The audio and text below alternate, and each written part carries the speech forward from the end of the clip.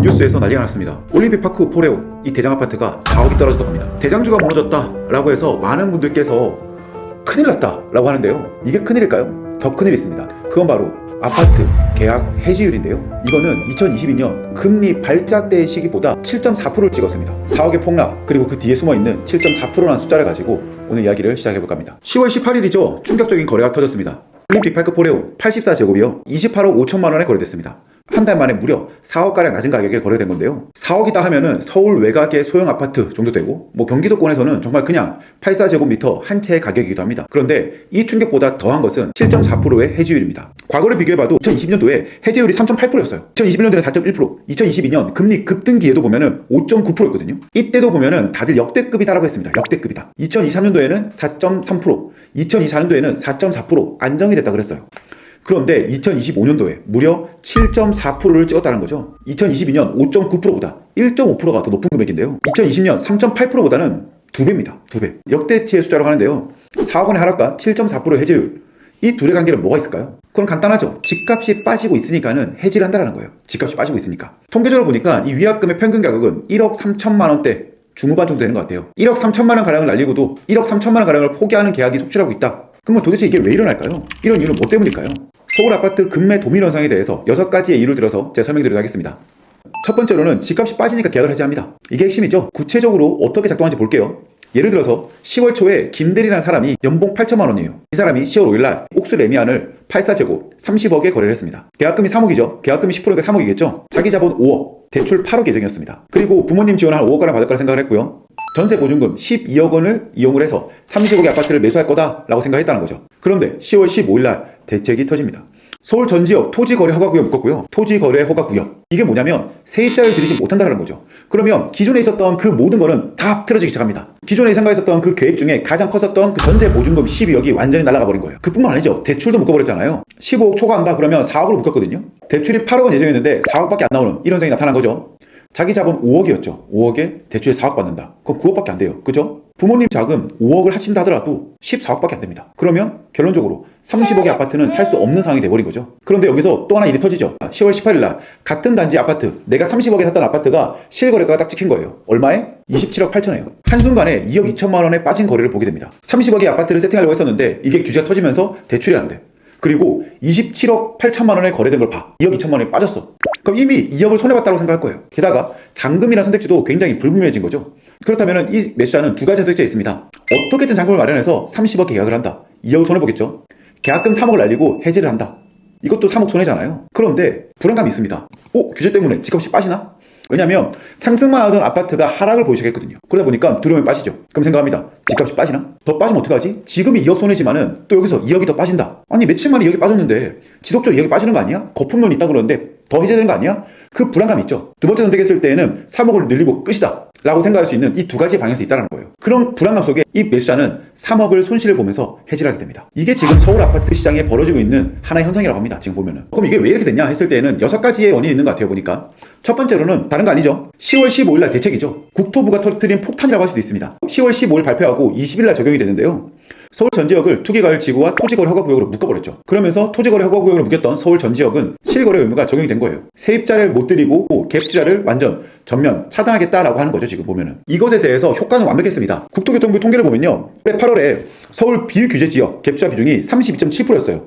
매매 3건 중에 1건이 갭 투자였다는 거죠. 그런데 이 매수세가 하루아침에 증발이 된 거죠. 몇 프로? 32.7%가 완전히 해제된 겁니다. 매수가 사라졌고 매도자, 팔아야 될 것이 없어졌죠. 그러면서 금매들이 좀 쏟아졌습니다. 보면은. 그리고 두 번째는 대출 규제죠. 갭 투자 알았어. 토지거래 허가구역 알았어. 그런데 여기서 더 강력한 게 뭐였죠? 그렇죠. 대출이었습니다. 15억, 25억 이렇게 금액대별로 놔두면서 대출에 대한 한도를 쭉쭉쭉 낮춰버렸죠. 15억 초과 아파트는 4억, 25억 초과 아파트는 대출이 딱 2억으로 막아버렸어요. 대출이 더 이상 안 나온다. 사실상 현금으로 살아 이런 거죠. 보면은 25억 아파트 이상이 어디냐라고 하면은 한강벨트 지역이죠. 보면은 올림픽파크 포레온 84제곱이 28억대, 레미안 옥수 리버젠 84제곱이 27억대, 마포레미안 푸르지오 84제곱이 25억대잖아요. 전부 25억대는 아닙니다. 이 아파트에 살려면은 현금이 20억 이상이 돼야지만 살 수 있어요. 현금 부자가 얼마나 될까요? 20억 이상 있는 사람. 갑자기 내가 준비했던 게 아니고 갑자기 20억 이상이 되는 사람 얼마나 될까요? 그러다 보니까 매수 가능한 인원이 확 줄어든 거예요. 자, 자, 그럼 세 번째는 무엇이냐라고 하면은 627 대출 규제에 또 첫 번째 타격을 입었다라는 것도 볼 수 있습니다. 월별 해지율을 보면은 좀 답이 나오는데요. 1월달에 6.8%, 2월달에 6.6%, 3월달에 토지거래 허가 구역인 강남 상구와 용산구로 확대됐고요. 3월달에 8.3%, 4월달에 9.3%, 5월달에 9.9%입니다. 해지율이 말이죠.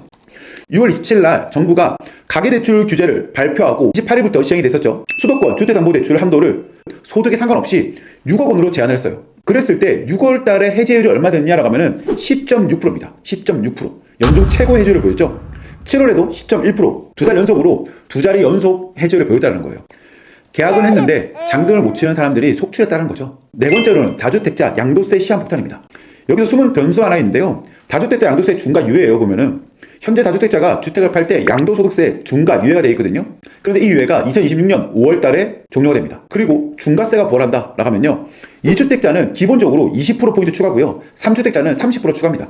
다주택자 입장에서는 빨리 팔아야 되죠. 보면 또. 왜냐하면 세금이 확 늘어날 수 있으니까. 그뿐만 아니죠. 그 기본세율도 20%, 30% 오른다 그러면 어떻게 낼 거예요? 내가 집이 있는 것이 현금이 들고 있는 게 아니잖아요. 근데 그러면 당연히 이 하나를 팔아야 되는데 그때 내 마음 쫄리면서 파는 게 아니고 지금 팔아서 이걸 어떻게든 내가 그 리스크를 줄여보겠다는 수요가 분명히 있다는 거죠. 그래서 요즘에 전문가들은 뭐냐 그러면 현재 체결되고 있는 금매 계약은 다주택자의 주택일 가능성이 많다는 얘기가 많이 나오고 있습니다. 양도세 중과 유예 전에 임차인의 계약 만료가 됐다 그러면 지금 빨리 그냥 정리한다는 거죠. 머리 아프기 전에. 그래서 금매가를 부르는 그런 현상이 나오고 있는 것 같아요. 보니까 지금 보면 대출이 안 돼, 가격이 높아, 양도세도 때린다 그래, 기본세율도 때린다 그래, 지금 여러 가지가 묶여 있는 거죠. 대출, 세금 이런 부분이 굉장히 복잡하게 있는 거예요. 그런데다가 세입자 같은 경우에도 전세 만기됐어? 그러면 내가 이 전세를 만기를 또 안 하고 전세가 끝났을 때 해지를 안 한다 하면은 그 이후에 또 문제되니까 지금 매각을 한다는 거죠.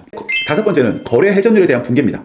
여기 폭락되는 이 숨은 메커니즘이라고 할 수 있는데요. 보면은 토지거래 허가구역이라는 이 실거주가 지금 어떻게 되죠? 지금은 그게 하나도 안 되죠. 너 무조건 하나 샀어? 들어가 사라! 하다 보니까 회전율이 없고 회전율이 없다 보니까는 가격이 떨어지고 그러다 보니까 급매물에 대한 가격 변동이 커지고 이런 현상이 일어나고 있는 거거든요. 지금은 거래 절벽입니다. 거래 절벽이에요. 거래 자체가 없는 시장이다 보니까 급매로 팔아야 될 사람들이 급매를 넣는 거죠. 그러다 보니까 급매가 시세가 되는 그런 현상이 지금 일어나고 있는 거죠. 보면은 뭐 큰 예로 보면은 앞서 말씀드렸다시피 올림픽파크 포레온이 32억 5천에 거래했던 게 28억 5천에 거래됐다. 이런 것들을 보면은 거래가 한 달 동안 거의 없다가 터진 게 이거예요. 올림픽파크 포레온 같은 경우에는 종전 가격이 32억 5천이었잖아요. 그 단가가 얼마다? 28억 5천. 이게 왜 이렇게 됐냐 그러면 그 중간에 규제 이후에 거래가 거의 끊겼습니다. 그러다 보니까 깎고 하다가 그 가격이 거래되지 않았을까라는 생각하게 되는 거예요. 그렇다면 그게 또 기준이 되겠죠. 28억 5천. 그럼 또 급한 사람은 어떻게 해야 되죠? 28억 5천보다 더 낮춰 팔아야 되나? 이런 생각이 되는 거죠. 심리적으로 계속 이렇게 낮출 수밖에 없는 그 불안감을 가질 수밖에 없는 그런 현실이 오지 않았나라고 생각하는 거예요. 마지막으로는요. 가격 띄우기를 했었던 실거래가를 조정했었던 그 사람들이 쑥 빠진 거예요. 예전에 많이 보셨을 거예요. 예전에 보시면은 가격 띄우기를 하기 위해서 실거래를 허위로 신고한 적이 있었습니다. 시세보다 높게 매매 계약을 한 다음에 이거를 실거래가에 딱 띄우는 거죠. 요즘에는 부동산, 네이버 잘 돼 있다 보니까 실거래가 언제나 보입니다. 누구나 확인할 수 있어요. 그러다 보니까 사람들이 호가에 거래됐어? 그러면 더 호가. 호가에 거래됐어? 더 호가. 야 30억에 거래됐잖아. 3억이야. 이렇게 올라갔거든요. 이렇게 가격 띄우기인 거죠. 보면은 어떻게 보면 범죄거든요. 이런 상황들이 많이 일어나 있습니다. 근데 지금 이제 문제는 반대로 되고 있다는 거죠. 보면 반대로 얘기하면은 하락을 낼 때에는 계속 낮춘다는 거예요. 이거를. 그러면 이 사람들의 심리가 움직일 수밖에 없다는 거죠. 띄웠을 때도 누군가 손해, 낮췄을 때도 누군가 손해, 이렇게 될 수밖에 없다는 거죠. 그러면서 이제는 실거래가를 월간 단위로 해야 되는 거 아니야? 이렇게 얘기 나오고 있는 거죠. 자, 그럼 앞으로 집값은 어떻게 될까요? 계속 떨어질까요? 어떻게 될 것 같으세요? 아니, 족장님, 그렇게 보면 지금 보면은 거래는 없고 실거래해야 되고, 그럼 물량도 없고 하다 보니까 계속 떨어지는 거 아닌가요? 라고 물어볼 수 있습니다. 제가 이거는 한 세 가지 정도의 시나리오가 좀 생각이 되는데요. 첫 번째 시나리오는 계속 하락할 확률이 한 30%가량 되는 것 같아요. 근데 이거는 무조건 하락한다는 게 아니고요. 조건이 있거든요. 양도세 중과 유예 기간이 2026년 5월까지잖아요. 그때까지 일단은 급매가 쏟아질 수 있다. 물론 그 전에 어떠한 대책이 나와서 이게 다시 또 뭐 유예를 그냥 늘려준다라고 하면 달라질 수 있겠지만은 지금 이대로 흘러간다라고 하면은 그 전에 매물이 좀 쏟아질 수 있기 때문에 하락이 될 수 있지 않을까라고 생각하는 것이고요. 하나 더 추가한다 그러면 토지거래 허가 구역이 2026년까지도 지속된다. 플러스 기준금리 또한 동결 또는 인상을 한다라는 가정을 한다 그러면 해지율이 8에서 9%가 어떻게 보면 고착될 수도 있어요. 고착될 수 있어요. 왜냐하면 금매 도미노 현상이 나올 거거든요. 앞서 말씀드린 대로 28억 5천 거래 안 되네 28억 거래 안 되네 27억 5천 27억 8천 이런 식으로 지속적으로 계속적으로 이렇게 금매 도미노 현상이 일어날 수도 있거든요. 그래서 하락하는 확률도 있다라는 것이고요. 두 번째로는 안전하다. 안정적으로 갈 것 같다. 즉 이상을 쭉 갈 것 같다라는 건데 양도세 중과 유예 기간을 1년 더 늘린다라는 거죠.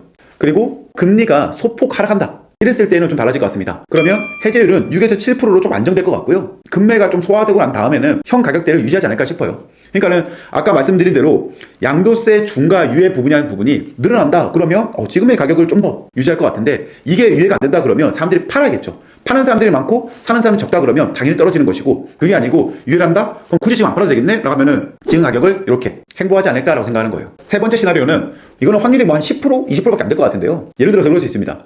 지금 정부에서 이렇게 할지 모르겠지만 예를 들어서 급등할 포인트가 있기도 합니다. 뭐냐면 양도세 중과에 대한 완전 폐지하고요, 토지거래허구역 해지한다 라고 하면은 금리 1% 내린다 라고 하면은 이때는 급등하겠죠, 당연히. 근데 이 확률이 있을까요? 그럴 것 같지 않습니다. 그러면 우리는 첫 번째와 두 번째 이 시나리오 갈 확률이 굉장히 많이 있는데요. 족장, 너 오른다면서, 서울 아파트는 오른다면서 왜 올라? 2026년도에 공급 자체가 절벽이라면서 근데 왜 갑자기 이상한 소리해? 왜 하락 얘기해? 이렇게 의문을 가질 수 있습니다. 맞아요, 공급 부족한 건 맞습니다. 그런데 진짜 더 무서운 거는 뭐냐라고 하면은 공급 부족이라는 이 강력한 걸 눌러버릴 더 센 게 있다는 거죠. 그건 바로 대출 규제와 유동성의 위기라고 생각하시면 됩니다. 대출 규제와 유동성 위기라는 게 더 강력하다는 거예요. 근데 이제 장기적으로 보면 어떻게 되냐라고 하면은, 장기적으로 보면 또 달라요. 보면은 자, 이렇게 됐어요. 그럼 이제 또 어떤 게 문제되냐라고 하면은, 가격이, 아파트 가격이 상승을 해야지만이 건설사들이 집을 짓습니다. 근데 지금 보면은, 야, 지금도 땅값이 비싸고, 건축비도 엄청 비싸졌는데 가격이 떨어져? 심리가 죽고 있네? 그럼 내가, 건설사가 더 지을 수 있을까요? 인허가를 더 받을 수 있을까요? 이 부분에 대해서도 애매해집니다. 이렇게 되면은 건설사 입장에서는 굉장히 애매해지는 부분이 있는 거죠. 사람들의 심리가 죽은 상태, 여기서 내가 분양을 해? 이 공급에 대한 이 부분이 훨씬 더 심각해질 수도 있다는 거죠. 정말 대한민국은 지금 이러지도 저러지도 못하는 그런 상황에 있습니다. 그래서 뭐 하락할 거다, 상승할 거다 이런 것보다도 정부에 대한 규제에 대해서 많이 움직일 수 있고, 정부에 대한 규제가 어떤 식으로 떨어지냐에 따라서 우리가 카멜레온처럼 이렇게 바뀔 수 있는 유연한 투자가 되지 않으면 지금 시장은 굉장히 힘든 시장이 됩니다. 2, 3년 뒤에는 진짜로 공급이 전혀 없을 수도 있어요. 아무도 지을 수 없으니까.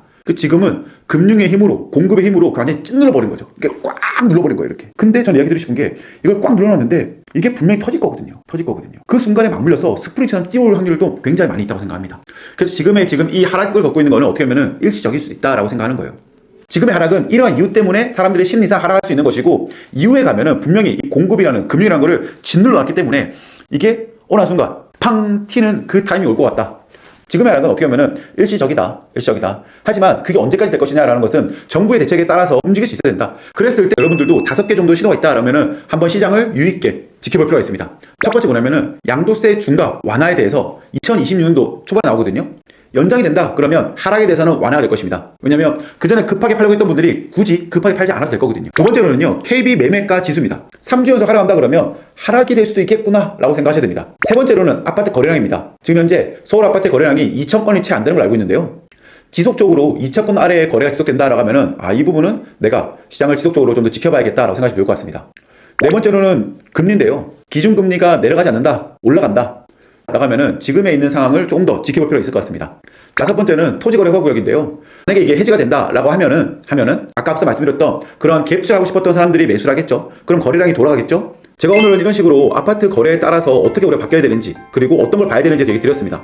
여러분들께서는 꼭 한번 기억하셔야 됩니다. 우리가 현재 정부가 어떻게 지금 흘러가냐에 따라서 이 부분은 굉장히 많이 바뀔 거라고 생각합니다. 그래서 무조건 상승을 한다, 하락을 한다 이렇게 아니고요, 정책에 대한 변화에 따라서 우리가 카멜레온처럼 이렇게 움직일 수 있는 현명한 사람이 돼야 되는 거예요. 이러한 부분을 우리가 볼 줄 알아야지만이 매수를 해야 될지 매도를 해야 될지, 그리고 이 시장에서 어떻게 움직여야 될지 알 수 있을 거라 생각합니다. 그래서 여러분들께서도 보면은 무조건 하락이다, 무조건 상승이다 이런 게 아니고요, 정부 정책에 대해서 어떻게 움직이는지, 그리고 어떻게 결정이 나는지, 기존에 있었던 꽉꽉 눌러놨었던 이러한 규제들이 정말 2026년도에는 실행이 될지에 대해서도 예의주시하시면서 시장을 바라보시면 좋을 것 같습니다.